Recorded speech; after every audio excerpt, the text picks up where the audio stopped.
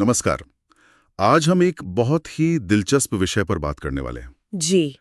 छत्तीसगढ़ के शिवरी नारायण में अभी श्रावण मास के दौरान जी। एक बहुत बड़ा सामुदायिक भोज हुआ, भंडारा जिसे कहते हैं। हाँ, भंडारा। हाँ, मतलब जब पूरा समुदाय मिलके खाना बनाता है, प्रसाद की तरह बांटता है।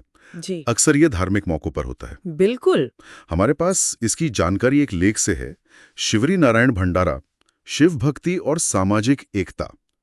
तो आज हम इसी की गहराई में उतरेंगे, समझने की कोशिश करेंगे कि भाई ऐसे आयोजन का असली महत्व क्या है, खासकर ये जो सामुदायिक भागीदारी है और जो आस्था है उसको लेकर। सही बात है, ये जानना जरूरी है। तो ये जो बड़ा भंडारा था, जी। इसे शिवरी नारायण की केशरवानी तरुण सभा और नगर सभा ने मिलकर आयोजित किया था। अच्छा, 2 संस्थाओं ने मिलकर। हाँ जी, शनिवार 2 अगस्त को, और जगह थी मध्यनगरी चौक। हाँ। सुनने में आया है कि हजारों लोग आए थे। हजारों? काफी बड़ी संख्या है ये तो। हाँ, वाकई। और इसका नेतृत्व कर रहे थे श्री सुभाष केशरवाणी जी। वो केशरवानी वैश्य नगर सभा शिवरी नारायण के अध्यक्ष हैं। मतलब सब कुछ उनकी देखरेख में हुआ, बड़े व्यवस्थित तरीके से। जी। एक सफल आयोजन के पीछे अच्छा नेतृत्व तो होता ही है। बिल्कुल। और इसमें एक और बात जो मुझे काफी अच्छी लगी, सिर्फ पुराने या अनुभवी लोग ही नहीं थे। अच्छा। हाँ, युवाओं का भी जबरदस्त जोश था। लेख में कुछ नाम भी दिए हैं, जैसे पार्थ केशरवानी, रुपेश केशरवानी और भी कई। इन युवाओं ने पूरे सेवा भाव से, मतलब बिना किसी स्वार्थ के, पूरी लगन से काम किया। ये तो बहुत ही सकारात्मक बात है। हाँ, ये देखना बड़ा दिलचस्प है कि कैसे ये नई पीढ़ी भी अपनी परंपराओं से जुड़ रही है, जिम्मेदारी उठा रही है। ये तो बस कुछ नाम है, असल में बहुत सारे युवा लगे हुए थे। हाँ, और देखिए, इस पूरे आयोजन को समझने के लिए ना, शिवरी नारायण का जो अपना धार्मिक और सांस्कृतिक महत्व है, उसे जानना जरूरी है। अच्छा, बताइए उसके बारे में थोड़ा। ये जगह जो है, ये चित्रोत्पला गंगा, मतलब जिसे हम महानदी कहते हैं, उसके किनारे पर है। और इसे एक पवित्र भूमि मानते हैं, पुण्य भूमि।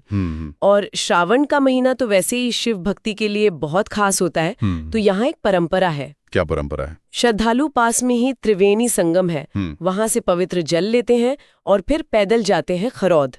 खरौद को छत्तीसगढ़ की काशी भी कहते हैं। ओह, अच्छा, छत्तीसगढ़ की काशी। हाँ। और वहाँ वो प्राचीन लक्ष्मणेश्वर महादेव मंदिर में भगवान शिव का जलाभिषेक करते हैं। तो ये जो भंडारा था, ये सिर्फ एक आयोजन नहीं था, ये इस पूरी तीर्थ यात्रा और जो भक्ति की भावना है ना, उसका एक अहम हिस्सा बन गया, जहाँ श्रद्धालुओं के लिए खाने पीने और थोड़ा आराम का इंतजाम था। समझ गया, मतलब ये उस पूरी यात्रा का एक सपोर्ट सिस्टम जैसा बन गया। बिल्कुल बिल्कुल। और अगर हम इसे थोड़ा और बड़े नजरिए से देखें, तो ये भंडारा सिर्फ कोई धार्मिक रस्म या लोगों को खाना खिलाना भर नहीं था। ये अपने आप में सेवा, भक्ति और सबसे जरूरी जो सामाजिक एकता होती है, उसका एक जीता जागता उदाहरण था। स्रोत यही बताते हैं कि इस एक आयोजन ने शिवरी नारायण की जो स्थानीय परंपराएं हैं, जो संस्कृति है और लोगों की जो गहरी धार्मिक आस्था है, उसको जैसे एक नई जान दे दी, ताजा कर दिया। हाँ, ये दिखाता है कि कैसे एक साझा मकसद, एक कॉमन गोल लोगों को एक साथ ला सकता है। ये बात तो सचमुच असर करती है। लेख में भी जिक्र है कि वहां जो लोग मौजूद थे, श्रद्धालु, उनमें माहौल कैसा था? कैसा था? जबरदस्त उत्साह था, गहरी भक्ति थी और एक तरह का संतोष, एक सुकून सा था सबके चेहरे पर। आप सोचिए, जब हजारों लोग एक साथ एक ही भावना से जुड़कर प्रसाद ले रहे हों, वो नजारा ही अपने आप में सामुदायिक जुड़ाव की ताकत दिखाता है। सही कहा, वो सिर्फ पेट भरने वाली बात नहीं रहती। हाँ, वो मन और आत्मा को जोड़ने वाला अनुभव बन जाता है। बिल्कुल। तो इस सब का क्या मतलब निकालें हम? सार क्या है? साफ है कि केशरवाणी समाज ने जो ये भंडारा आयोजित किया, ये सिर्फ एक दिन का इवेंट नहीं था। नहीं, बिल्कुल नहीं। ये उनके सामाजिक समर्पण का, उनके आपसी सहयोग का और उनके संगठित प्रयास का एक शानदार उदाहरण है।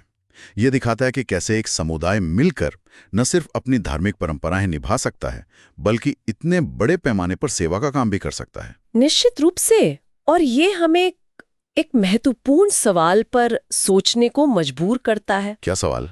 देखिए, इस तरह के जो पारंपरिक आयोजन होते हैं धार्मिक संदर्भों में, वो सामुदायिक शक्ति और एकता को जिस तरह से सामने लाते हैं, वो तो साफ है। हाँ, वो तो दिख ही रहा है।